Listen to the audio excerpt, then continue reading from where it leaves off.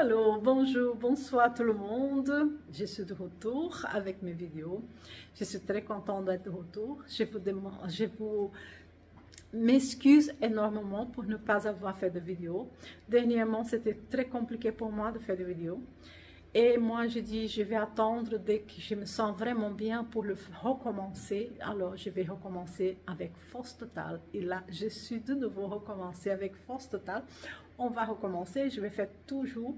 Je vais vous montrer tous les détails. Je vais vous expliquer beaucoup de choses. Parce que surtout, il y a beaucoup de gens qui me posent des questions concernant est-ce que je continue à utiliser l'aspirine C? Oui. La réponse est oui. Je continue. Par contre, ici dedans, j'utilise l'aspirine C avec mes orchidées à l'intérieur. En fait, ici à l'intérieur, j'ai le maximum 15 phalaenopsis. Pour cela, ça va aller pour employer encore l'aspirine C. Mais dans ma serre, avec mes autres orchidées, là-bas, j'ai plus que 150 orchidées. Ça fait de trop. Et l'aspirine C en Europe était devenue, tout le monde le sait, était devenue de l'or. Parce qu'il était devenu trop cher pour employer pour les orchidées. Comme normalement, avant d'employer l'aspirine C, j'ai employé toujours le 20-20-20. Il marchait très bien. Je me suis dit, je vais continuer avec le 20-20-20 pour les orchidées qui sont dans la serre. Et ici, je vais employer uniquement l'aspirine C. Donc, je continue à faire l'aspirine C seulement ici. Et je ne fais plus chaque semaine. Je vais faire une fois par mois seulement. Parce que c'est vraiment un peu trop cher pour employer pour les orchidées. Déjà que l'engrais 20-20-20, il coûte pratiquement rien. Il dure beaucoup plus que 6 mois. Donc, ça vaut beaucoup plus la peine d'utiliser. Ça dure plus longtemps pour les orchidées donner des fleurs. Ça dure plus longtemps pour toutes les choses. Mais, par contre, c'est beaucoup moins cher. Donc, je vais continuer avec le 20-20 là-bas. Et ici, avec l'aspirine. Je suis très content avec les résultats ici dedans. Je suis très content avec mes fleurs, mes plantes. Et je vais vous montrer beaucoup de bons résultats qu'il y a eu ici avec les phalaenopsis. On a beaucoup de fleurs maintenant, comme tout le monde le sait. Le climat en Europe était énormément changé. Il y a pas mal de places, il y a pas mal de gens, des collectionneurs d'orchidées qui n'ont pas eu assez de fleurs cette année à cause du changement de climat. Donc, moi aussi, c'est pas différent. Chez moi aussi, c'est pas si différent, sauf ici dedans, qui tout marche parfaitement bien. Par contre, là dans la serre, j'ai beaucoup de fleurs, oui, mais pas autant comme je devais avoir. Alors, je vais vous montrer ici. Et dès que j'aurai un peu plus de fleurs là-dedans, je vais vous montrer. Il y a eu beaucoup de changements. J'ai changé beaucoup de choses là-bas. Mais je préfère encore attendre que j'ai plus de fleurs. Alors, c'est pour cela que je n'ai pas fait de vidéo là-bas. Mais je vais vous montrer, aujourd'hui, je vais vous montrer mes phalaenopsis, comment elles vont. Les feuilles sont merveilleux, les racines continuent merveilleuses. Et comme je vous avais dit, pendant l'hiver, les racines arrêtent un peu de donner la ponture verte. Et maintenant que l'été commence, qui commence à faire un peu plus chaud, pas l'été exactement, mais il fait beaucoup plus chaud. Donc, elles commencent de nouveau à faire les pointures vertes. Et je vais vous montrer tout ça. Je vais tourner la caméra et je vais vous montrer tout. J'espère que vous soyez content avec mes vidéos, que vous pouvez surtout laisser votre like, parce que ça, c'est très, très important pour le canal. C'est très important pour moi surtout, parce que le plus que vous laissez votre like, le plus que les gens vont pouvoir voir toutes mes vidéos. J'espère que vous ne allez pas oublier de laisser votre like. S'il te plaît. Merci beaucoup. Cette fois-ci, je vais recommencer de nouveau toutes mes vidéos comme je faisais avant et je ne vais pas arrêter. Cette fois-ci, c'est pour de bon. D'accord? Je vais tourner la caméra et je vais vous montrer. Merci beaucoup à vous tous et j'espère de tout mon cœur que vous allez aimer énormément la vidéo. D'accord? Merci. Et je tourne la caméra et je vous montre les choses. Eh bien, voilà. On va voir d'abord celle-là, que c'était toujours la vedette de toutes mes orchidées phalaenopsis ici à l'intérieur. Parce que c'est la première qui a commencé à donner les belles tiges et qui était devenue si belle. et qui continue encore à pousser énormément ici à la pointe. Là aussi en bas, elle continue à pousser énormément, elle n'arrête pas. Là, elle a encore un bouton. Ici aussi, elle a déjà fini. Et j'ai cassé même une fleur ici parce que je l'ai mis là-dedans. On va voir, je l'ai cassé, je l'ai mis là. Je ne voulais pas la jeter, elle est beaucoup trop belle pour jeter. Regardez la plante, elle est merveilleuse. Les feuilles sont bien vertes, bien fortes, vraiment bien hydratées, parfaites. Et les racines, je vais essayer de vous montrer les racines à l'intérieur. Regarde, sont tous vertes, toutes très bien, très belles. Elles sont lourdes pour tenir, mais voilà, elles sont très bien. Je vais vous montrer la ponture des racines qui commencent de nouveau à devenir vertes. Voilà, toute petite verte là, elle commence à peine à revenir le vert de la pointe. Ça veut dire donc que quand ça commence, l'été commence, le soleil devient un peu plus fort, elle commence. Donc il n'y a que celle-là qui a commencé, mais tout bientôt tous vont être pareils. Je vais vous montrer l'autre. Celle de là était sur la table. Celle-ci est une botanique. Elle n'a pas encore eu de fleurs, ni une tige, ni rien. Mais comme elle est botanique, c'est normal. Elle dure minimum 1 an pour donner des fleurs. C'est une fois par an, donc ça va encore durer.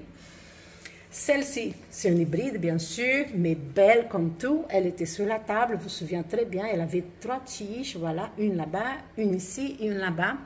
Et elle est déjà ouverte, regardez, elle est merveilleuse. Il y a encore des boutons qu'on va ouvrir. Il y a l'autre qui était aussi sur la table, je l'ai mis ici pour faciliter. C'est pour ça que j'ai mis deux là-bas et une ici, parce que sur la table, ça fait un peu compliqué. Celle-là est là, une tige là, une tige ici et encore 3 tiges là, comme vous voyez. Elle est déjà beaucoup de fleurs qui sont ouvertes, voilà. Merveilleuse. Et celle-là, elle a un odeur merveilleux. Je suis très, très content avec. Je vais vous montrer les autres. Ça, c'est mon bel aloe vera. J'adore. Je suis fascinée par mon aloe vera. Elle est comme un peu comme comment on dit ça, une étoile. Merveilleuse étoile. Elle est merveilleuse, en fait. Je vais vous montrer aussi mon... Comment on appelle ça? Mon Dieu, c'est aussi, tout le monde le connaît sûrement. C'est une orchidée qu'on peut planter dehors. Elle se ressemble, la fleur ressemble à une paphiopédilum, mais avec des moustaches beaucoup plus longues. Sauf que je ne savais pas qu'on ne pouvait pas donner d'engrais. J'ai donné d'engrais et quand on donne d'engrais, elle fait ça. C'est une plante qui ne doit jamais avoir d'engrais. C'est une orchidée. Regardez là aussi. Voilà, c'est brûlé à cause de l'engrais. On ne peut pas donner. Je vais écrire sur la vidéo après le nom de cette plante parce que je ne me souviens pas très bien maintenant le nom. C'est Cypripedium, quelque chose comme ça. C'est difficile à prononcer. Mais la fleur est merveilleuse, sauf que j'ai raté à cause que j'ai donné d'engrais. J'avais donné le 20-20 pour elle, parce que comme je ne savais pas quelle va être la réaction avec l'aspirine C, je donnais 20-20. Et seulement après, je su qu'on ne peut pas donner d'engrais à cette orchidée-là. Bon, on apprend toujours, hein. Là, c'est ma belle plante, je l'adore. Elle est merveilleuse dans le coin ici. Et regardez ça, tout est en bouton, tout va ouvrir. Celle-ci, elle est déjà ouverte. J'ai tout simplement la tournée de coin, mais elle est là, elle a déjà ouvert 2. Et celle-ci, c'est la Red Lip, elle a énormément de fleurs, elle a ouvert très vite. Voilà. Elle a beaucoup de belles fleurs.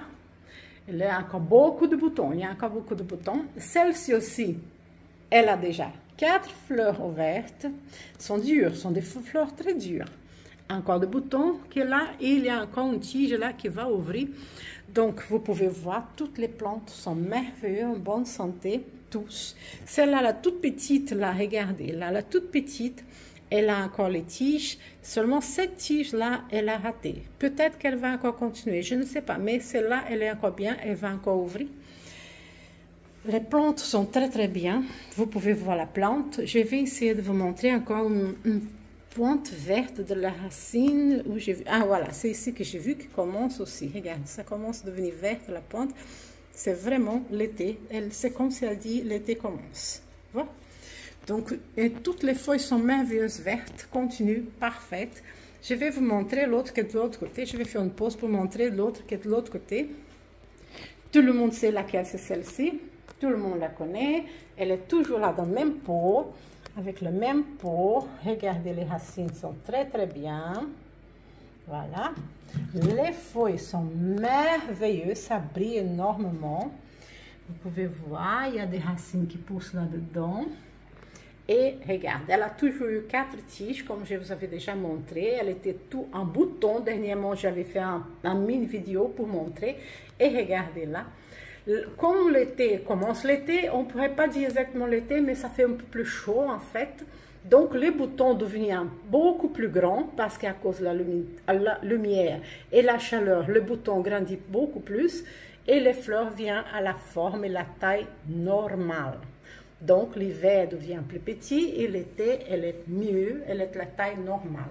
Je vais vous montrer cette merveille ici qui est justement ouverte. Justement. Vous vous souvenez de celle-là aussi parce que je l'avais vous montré. Regardez la petite fleur qu'elle a donnée, toute petite, merveilleuse aussi. Je suis très très contente. Elle a encore plein de boutons qu'il faut ouvrir. Quand on voit le bouton, on a l'impression que ce sont des boutons ratés, mais c'est pas vrai. Elle est comme ça, c'est une orchidée que j'ai acheté comme ça et elle donne une nouvelle tige. Si vous pouvez bien voir ici en bas, elle a une nouvelle tige. Ça c'est une racine, mais là en bas c'est une tige. Voilà. Et je suis très très contente, donc celle-là est merveilleuse aussi. Je vais vous montrer celle qui est sur ma table de cuisine, 2 minutes. Et voilà, celle-ci c'est merveilleuse aussi. Regardez, les feuilles sont parfaites. Elle est très très belle.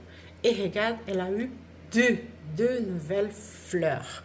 Uniquement 2, pas plus de boutons, mais merveilleuses fleurs. J'aime bien.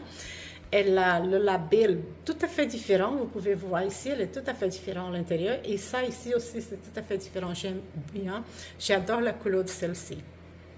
Eh bien, on va finaliser cette vidéo ici avec celle-là, la vedette de toutes les orchidées, de toutes mes phalaenopes. C'est celle-là la plus belle, la plus facile à soigner. Bon, je ne peux pas dire que c'est la plus facile à soigner, mais c'est la plus belle qui a commencé, le premier qui a commencé à donner tellement de tiges depuis que j'ai commencé avec l'Aspéine C. Elle pousse, elle pousse, elle pousse, elle n'arrête pas. Et je suis très fière, très contente. Merci à vous tous de m'avoir suivi. Merci beaucoup pour votre like et on se voit la prochaine vidéo. Prochaine vidéo, c'est Dieu aide bien. Je serai là la prochaine vidéo. Merci à vous tous. À bientôt.